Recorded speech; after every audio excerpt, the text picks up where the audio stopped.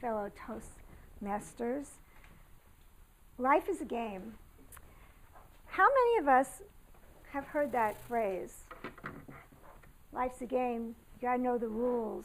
You got to game the system. It's part of our culture. And my question is, so how do we learn the rules?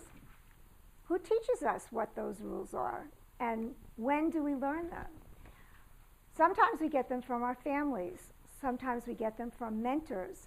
Sometimes we get them from role models. Sometimes we just have some good luck.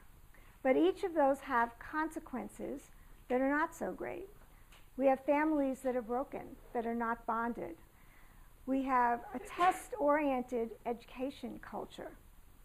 It's not about thinking, it's about memorizing. How do I find a mentor or a role model? I never had one. I never found one. And then luck, it depends on who you hang out with. What if you end up hanging out with the wrong group of people, and as a kid you can't get out of it, can't figure your way out of it? Some teens are more natural game players and will be able to make it work. Others aren't and need help along the way. And we know from the statistics that teens are often drawn into behaviors that are not the best. They're not the most productive.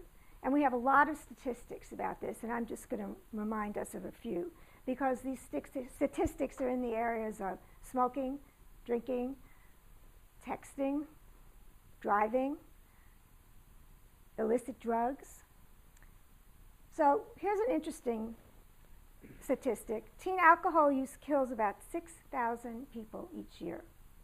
That's more than all illegal drugs combined.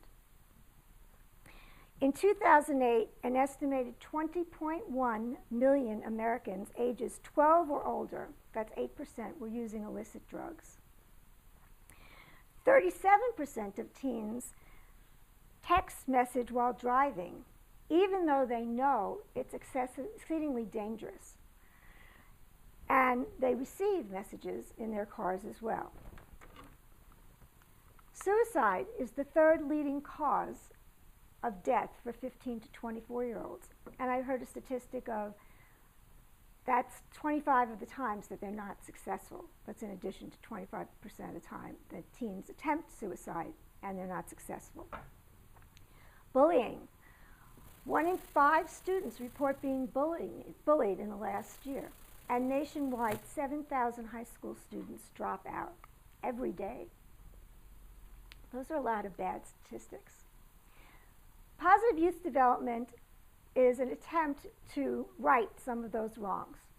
And most positive youth development is aimed at dealing with these problems from a risk prevention behavior. Oh no, it's happening. What am I going to do now? Let's develop a program. My daughter's drinking and in trouble. I'm going to put her in a special support group. Positive youth development emphasizes a different approach. It talks about how do you teach people to say yes rather than to say no? How do you get kids to really identify what is their passion, what is their spark, and how do you support them doing that?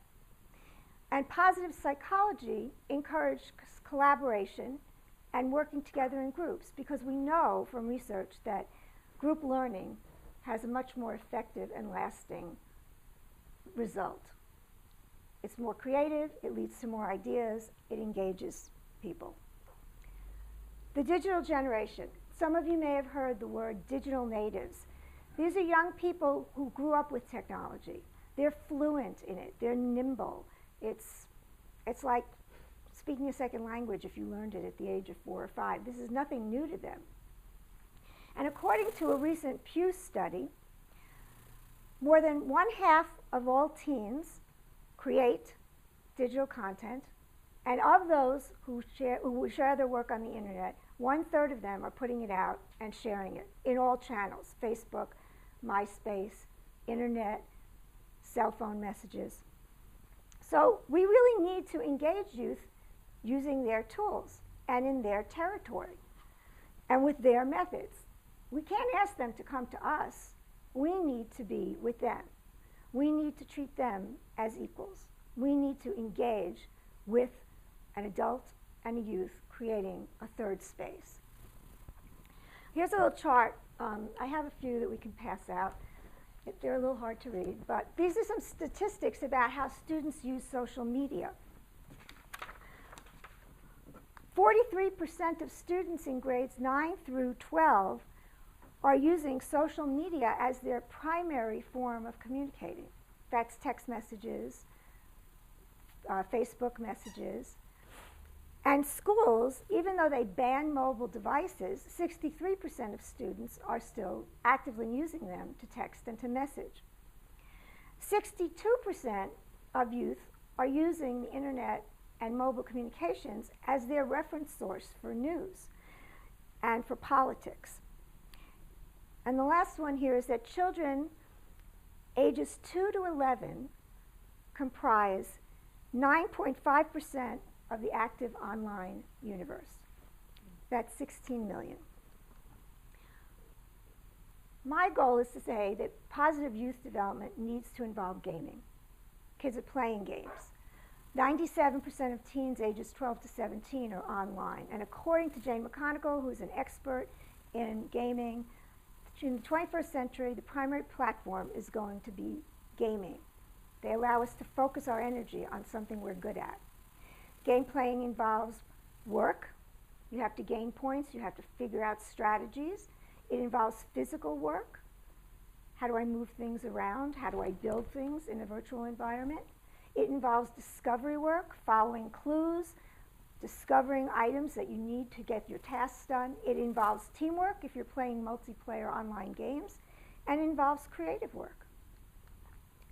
So on a final note, I want to just close with the Quest for Two Learn School in New York bases its curriculum on gaming principles, and I just want to share this quote. What might be possible for youth if they were challenged to teach each other the things that they know how to do, and they would know that their content, their knowledge, their talents was seen as a reusable resource for many people other than something to be memorized. Thank you.